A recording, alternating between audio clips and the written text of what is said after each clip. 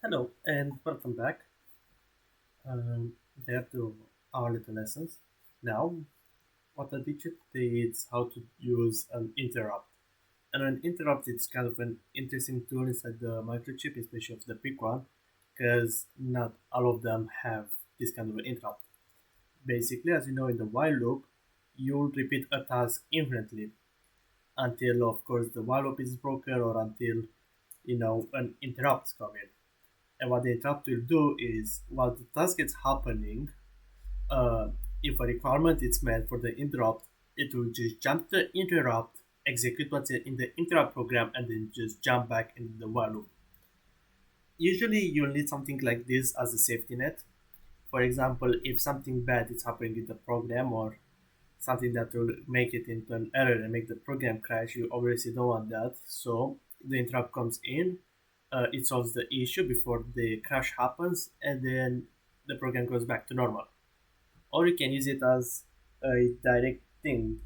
For example, when you have a button, you can't really write the function of a button in the while loop, but you want instantly when the button is pressed, like a power button, to just close everything. And you can do that with an interrupt. While the code is going through, you don't need to wait until the end of the code or something similar to that for the function to close everything to happen. You can just have an interrupt, and then when the power button is pressed, the program just jumps to the interrupt, cuts everything off, and that's it. You'll understand better when we actually start coding through it. Now, and again, I just because there's no point. I mean, like in the first episode, I'll show you how to set up everything and how to choose the how was it called the peak and how to set up this. I showed you the last episode. We are basically the same settings. We didn't really change anything, and the peak is the same peak as well. It's the PIC18F252. So yeah, and again today we'll use the RB0 because as you can see from the diagram, it's got this INT0 as well, which is interrupt zero, and that is what we're going to use. And I want to do some testing. I know interrupt works for sure 100% when using with an input. I'm curious if we set RB0 to an output and create an interrupt condition, if it still works. So we'll look into that as well today. And what we want to do is again get an output in RA0. And you may say, well, yeah, you can do that with the while loop, and yeah, that's true, but to make it different. The while loop will only have delays. Basically, will do absolutely nothing, and the interrupt is the only way to change RA to another value. It's showing you that the program kind of can do two things at the same time. It can execute the normal program in the default state, just goes through it, and then when the user forces the program to do something different, it just breaks out of that normal one and jumps straight to the interrupt function. Alright, so also I included the libraries. This is exactly the same as last time, if you remember how to do it. Now, let's see here, definitions. Let's make it here. What we want? Well, we obviously want trace A because that will be the output. So define space set A trace A. There you go. So that's our first definition. Now we do the second one.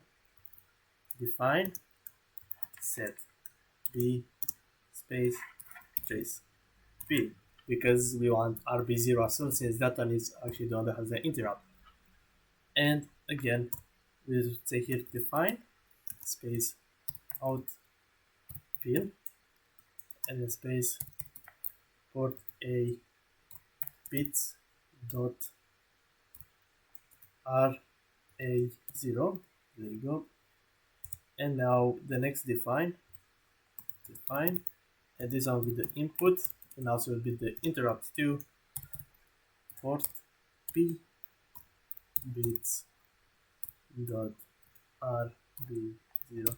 I'm actually curious why we write bits instead of bit, since after the dot there's only one pin that you name. Probably you can like name multiple ones, but I guess so.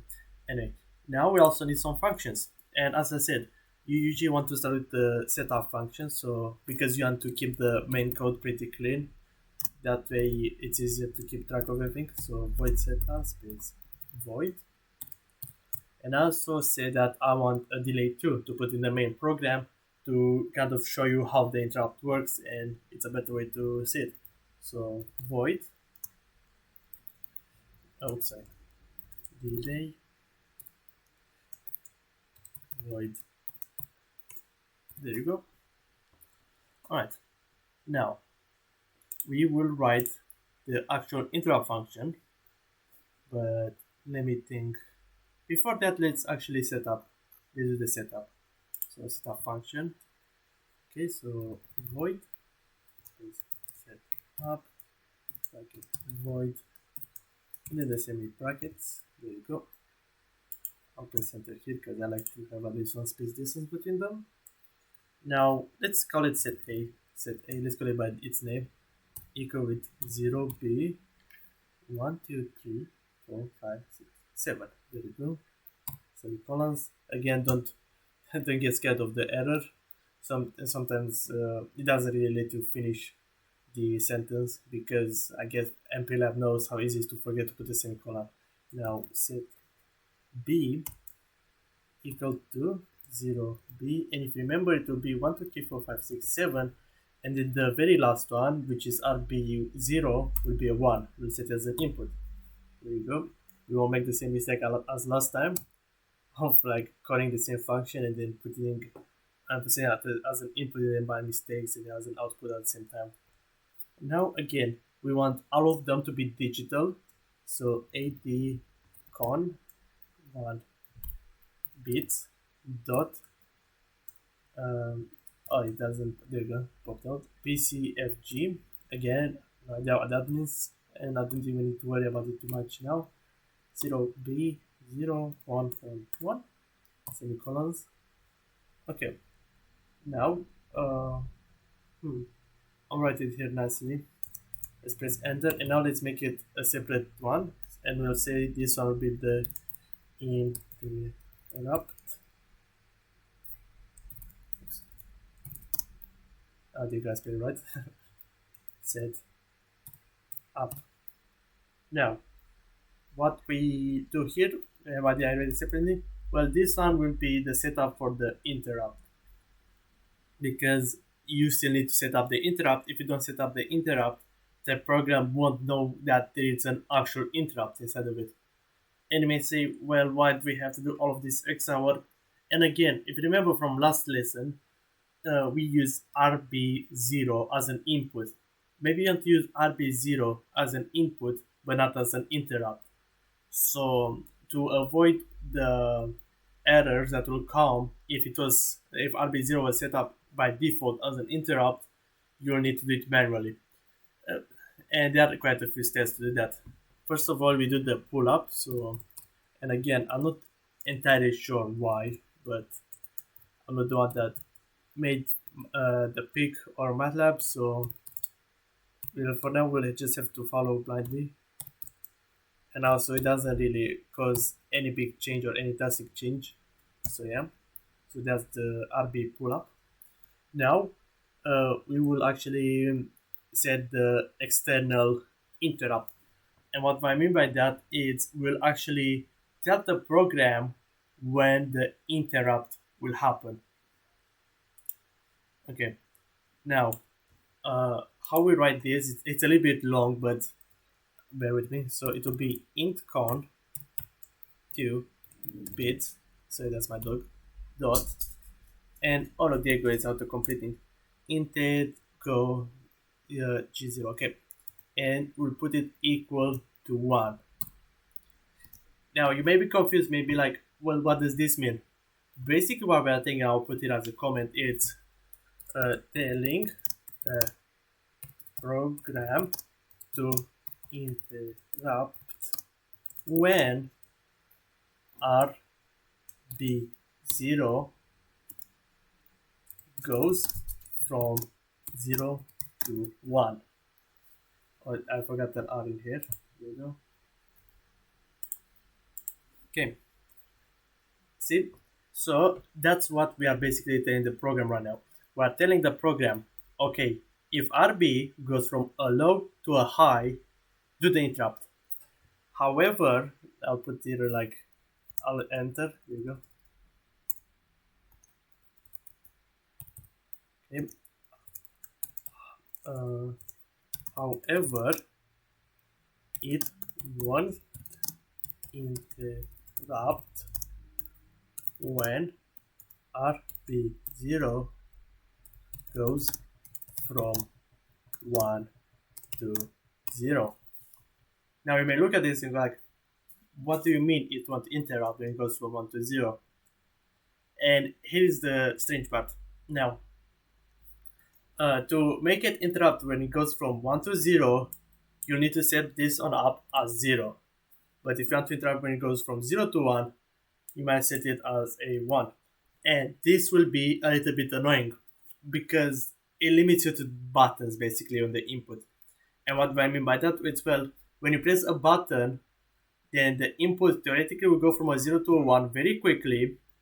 It triggers the interrupt, and when you lift your finger, it goes back to a 0, making it very easy to implement that interrupt. Now, in multisim, no, not sorry, this is not multisim. In MPLAB, I can't do that. I can't just set up a button. So it will be kind of a slow representation when I'm going from 0 to 1 back to 0. And even on other programs as well. But if you have a logic gate program, and then it goes 0 to 1, well, then you need to make sure that it's not kind of a latch logic program, that doesn't get stuck to 1, that it resets back to 0 eventually. So this one it works well with counters because a counter will eventually go to a 1 and you connect it to one of the legs of the counter.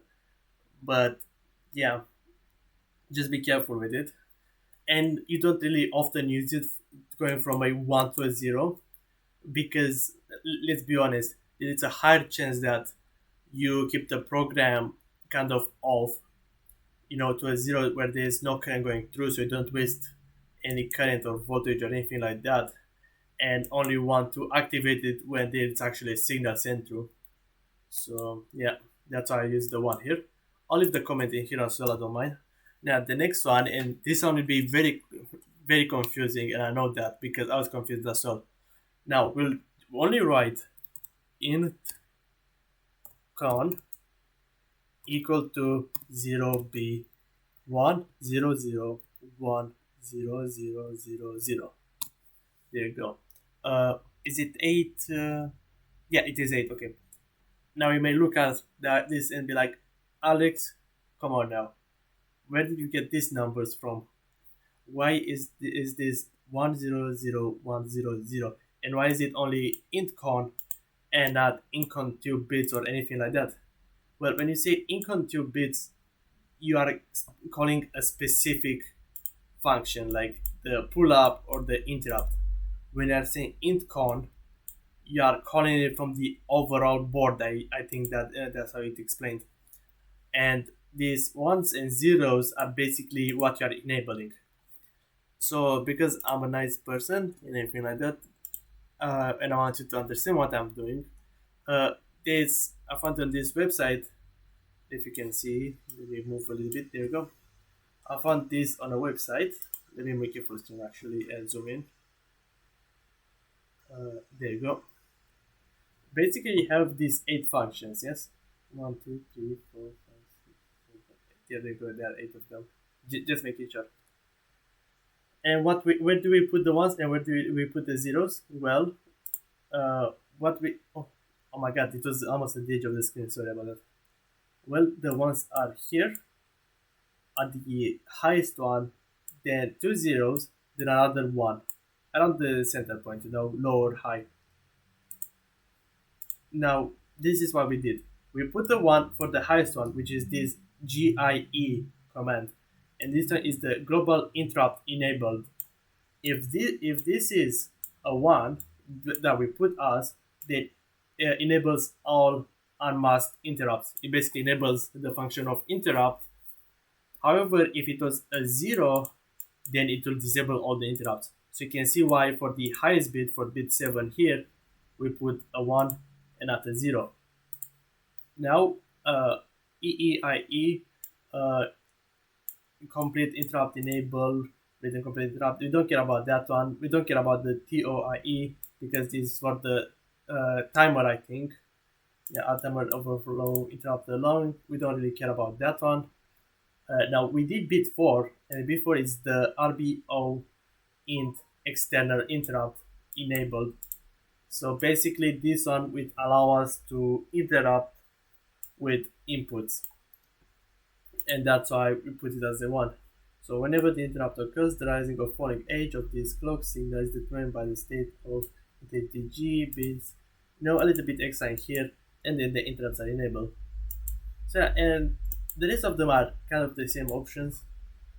So yeah, external interrupt flag bit. This one, I think it's using the flags, and that's what the type of interrupt is. And I'll show you in a second what the flag is.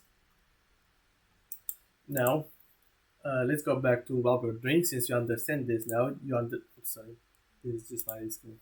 This now you understand this in con and why we put these values here. Basically, we are calling a few of the functions. By putting a 1 to the highest bit, we said okay, enable all interrupts, and then by putting a 1 at the fourth one at the lower high, we're saying okay, enable external interrupts for RB0, which are basically inputs by the user. Now, we actually still need to set up the interrupt, which is here. Now, how we do this, let me make sure, yeah, there you go, you can see it. Okay, the command is a bit confusing, and I know I'm saying this a lot, but I honestly don't really always understand why or how this works. So the way you do an interrupt for this PIC is to say void space to lower in interrupt, and then you put these cases here. It can be anything except, ironically enough, interrupt, because as you can see, this one is kind of like a name. But however, if I just delete these two, then it becomes darker blue. There you go, it becomes darker blue, and then it becomes kind of like an option. So yeah, this is just one of those annoying things that you need to change a little bit the name to make it work. And then high int bracket void. I shouldn't put like capital letters. Let's just put high and int. There we go. And again, this one, again, it's just a name. You can change this one with anything else. But it's easier to put high interrupt and low interrupt, because some interrupts will have precedent over other interrupts. Basically, some interrupts will be more important than other interrupts. Kind of like a interrupt that controls the others. Now we do the squiggly lines. There you go. And now we write the actual code. So how do we write this? You put, first of all, you start with an if statement.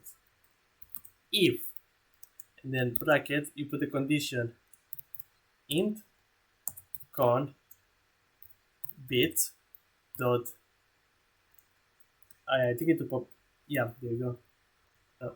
It's I N T O, no, not O, 0 F. What is this telling that a program? And again, you may wonder what this means. Basically, it will look to see if the flag is triggered. And you may say, what flag? You didn't set up any flags. And we did actually set up a flag. Is this one here. This is the flag.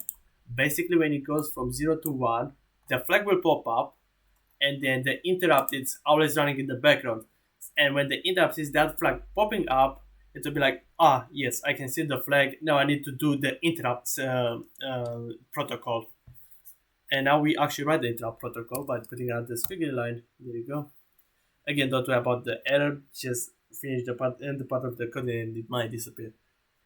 Now what we're going to do, and that's good practice, is you'll say again int con bit dot int0f equal to 0, and then semicolons.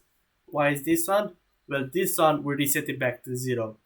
basically what it does is in here, I'll put like a comment again because it's a lot easier to like, there you go. In here it's like sees, C flag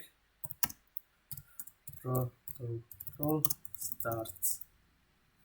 I don't know if I don't think I spelled protocol right, but that's fine. Anyway, now here what it does is, yeah, protocol starts dot flag stays up. Now what this does is put the flag down. Basically, the protocol is risen, the flag is up. It says this protocol, it will execute what's inside. If you don't have this on here that says the flag back to 0 that puts it back down, then you can do the interrupt only once, and that's very ill-advised. It's not really a good thing because you want the interrupt to always be active. So yeah, or maybe you want the protocol to do it only once and then just carry on with the program no matter what. And when at the end of the program, when the flag is reset to 0, then you want to like a flag to go back up again only once. It's up to you really. You can put the reset flag anywhere you want, or if you don't want to use it, you don't have to use it, and you will have only one trigger.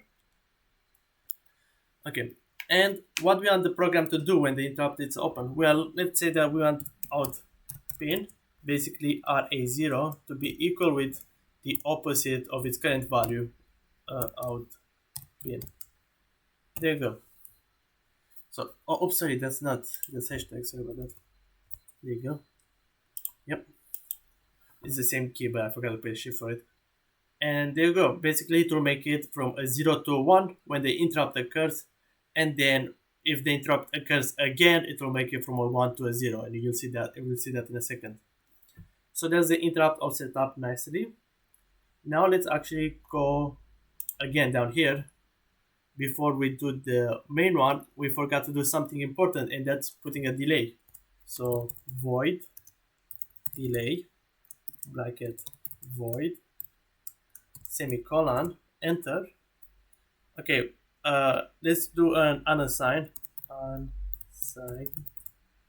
int I. Basically, we don't really care too much about this two because I'll do another one called L.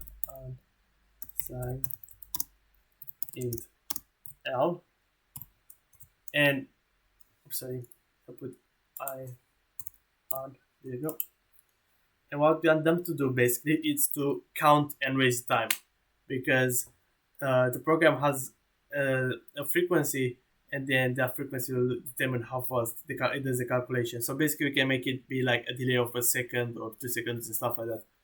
So we just do a loop inside of a loop because those ones are the ones that takes the longest time to count. For L equals 0, so basically L will be equal to 0. I bet you are familiar with this from C language, because again, you should do C language before you do this, since this is a lot more complicated. It adds on top of C language. And if L is less than 50, and if then L plus plus, you'll add it by 1.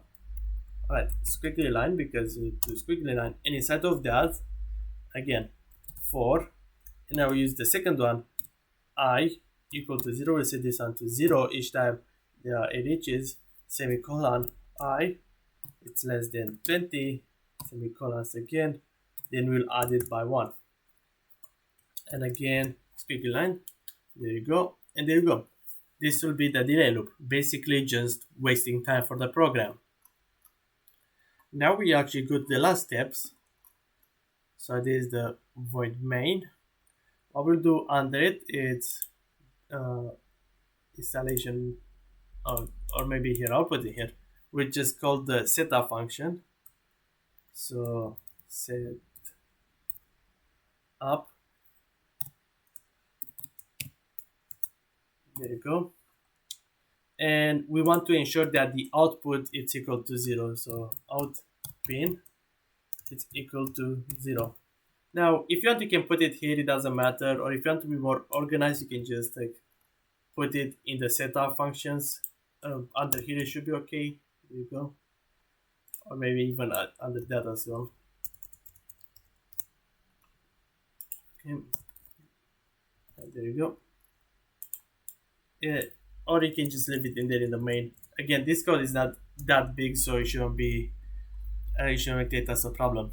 And now the last step that we'll do is we'll go to the while loop, and basically we tell the while loop to do delays. So delay bracket semicolon, delay bracket semicolon, basically doing nothing. Delay bracket semicolon, and you'll see so why I put four of them. Delay bracket semicolon. There you go. Now let's put some breaking points as well. I want a breakpoint for every delay so you can actually see what's happening, and I want a breakpoint here as well. Now another thing would be, just a second. Okay, now let's sorry about that, was my brother coming in. Now let's keep going. Let's start the debugger so you can see it here, and you can actually see when I'll do like next step, next step, next step, and stuff like that. All right, so it's at the first delay. Let me actually bring this one up higher. Sorry about that, I have hiccups. Higher. Input pins, there go. RB is actually working, and it's actually input, and RA it's actually 0. So based on this command here, the program should run until the point that RB goes from a 0 to a 1. So let's press next step. Okay, RB was a 0 at this point. Now let's make let's go actually another step. We've got another step. So we are third done. Now let's go to a 1. Go to a 1. Oh look, the interrupt actually stopped the program.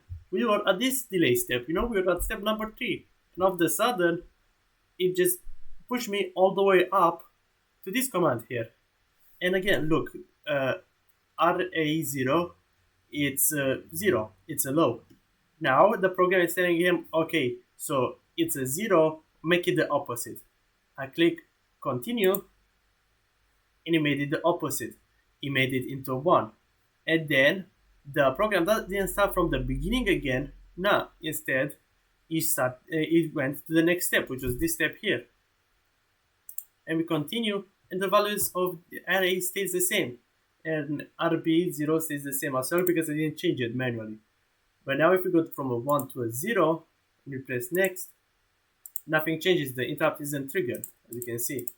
But now, if I go back to a 1, from low to high, boom, the interrupt is triggered again.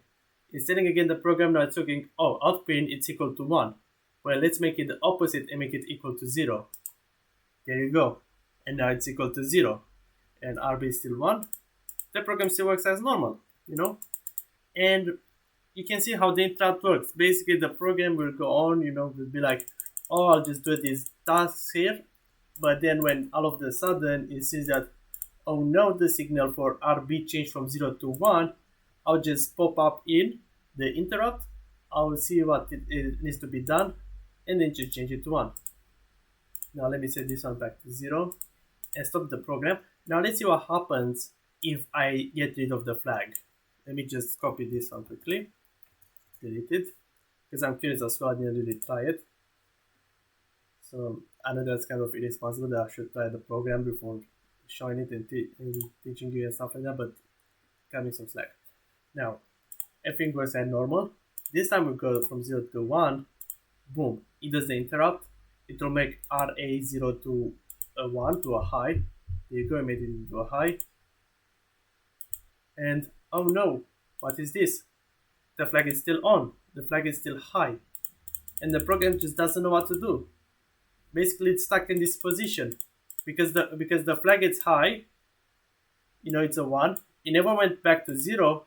The program is like, yeah, it fulfills this if statement. No matter what I do now, even if I change B to 0, it just stays like this because the flag is stuck up.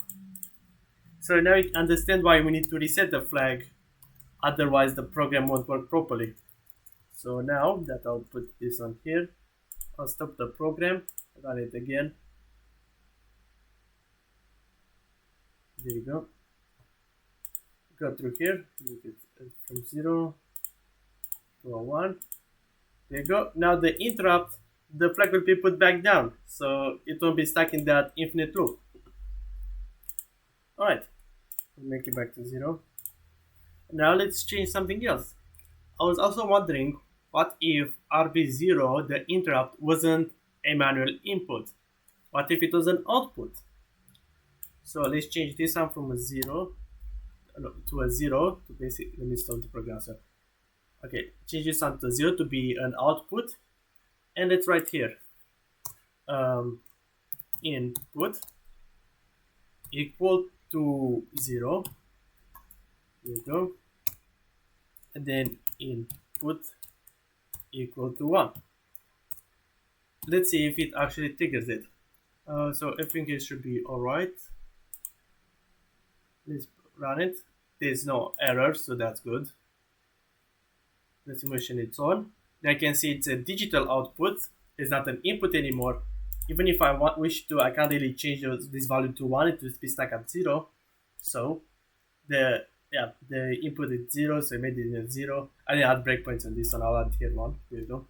So we'll go to the next one. It's still a 0. Now on the next step, if my theory is correct, it should trigger the interrupt, even if RB0 it's an output. And there you go, it did. So interrupts are not really only working with with inputs. It can work with inputs from the user or from an external source, but it doesn't always have to be inputs. It can be set as an output as well. And there you go, it triggered, it changed RA to 1. It goes again to the delays, back to 0, back to 1. Interrupt is triggered, goes in, delay, delay, delay. Alright, there you go, and this is great, isn't it? The more we are learning, aren't we? Now, let me show you what I meant by that one, this one with however it won't interrupt when RB goes from 1 to 0. If we set the trigger flag, the trigger edge or whatever you want to call it, to a 0, it will work the opposite way. If RB0 goes from 1 to 0, then it will activate the interrupt. So let's run it. There you go. Yep, there you go. Let's go to the pins. And let's go. So it's a 0. Now it will change to a 1. Interrupt didn't trigger because this time it goes from a high to a low. That's when it triggers. So when it went to 0 to 1, it didn't do the trigger. Keep going. And then output, boom, it triggered because it went from 1 to 0. It's an important distinction to make, so don't make that mistake. And yeah, it doesn't always trigger when RB0 it's a 1 or when it's a 0. You kind of like set up this one, but remember it has to be from a 1 to a 0 or from a 0 to a 1. It can be both ways, I think. Wait, can it that be? I mean, we are testing now anyway, so let's work on that as well. What if I just write it again? And then let's put it here underneath. There you go. I'll just delete some of the space here. There you go. And let's make this one a 1. Can we make it in such a way that the trigger is always on? Like every single move of RB0 will always trigger the interrupt. So let's run it, see if there's an error. No, there's no error. Okay, there you go. Delay. Let's see. So then theoretically this one should do nothing because it will stay at 0, there will be no change. Now theoretically when passing the input equal 1, it should trigger the interrupt. There you go, it did trigger it. It changed RA. Now it should trigger again when it goes through input equals 0, when it changes back to 0. And it didn't. Okay, so it doesn't really work the way that I was expecting it. It works only when it goes from 0 to 1. So we can't put two of them at the same time, as you can see. Well, that was an interesting thought. I was kind of sure it will work, but apparently not. So it will take precedent of this one, because the first one is beforehand, and then this one. Does it? Okay, let's see when it triggers. yeah, it goes from equals to 0 to 1, so it hits this one instead, and it just ignores the second one. All right. Again, that's just for us to learning. So that's how we basically use interrupts. And this one are interrupts basically with the user input, or it can be cut by the output. But next time we'll probably learn about interrupts, but of a different time, and that's based on a timer. Because the microchip, if I can show you the picture again, there you go. Should have a clock. Yeah, there you go. It's got a clock in this one here. I'll show you the clock. This other one. This other one. So yeah, it should have like two clocks actually. Okay, now this will be it for this video. Again, about 35 minutes. They're quite long, even though I skip off for most of the setup. But it's very. I will close it down. I'll probably save it since I'll use it later probably. But it's important to understand what we do here, how to set up the interrupt, and also it's important to remember and recap these steps of setting trace A, setting up trace B, making all of them digital, or making some of them digital, some of them analog, or whatever you want to do them, and to also set the outputs to be equal to 0. And also learning how to do the actual interrupt. If you, I'm not sure, if you want, you can tell me in the comments, but I really doubt because I barely have like 10 views on that. You can tell me in the comments like why do we write it like this? Why do we write the function like this? And yeah, because I really don't understand why we have to write it like this. Because it's so different from the functions here. And also, how does the code know that this function is an interrupt? Well, it knows that this one isn't the interrupt. So I'm just curious about that. Alright, I'll close the video here and I'll see you guys next time.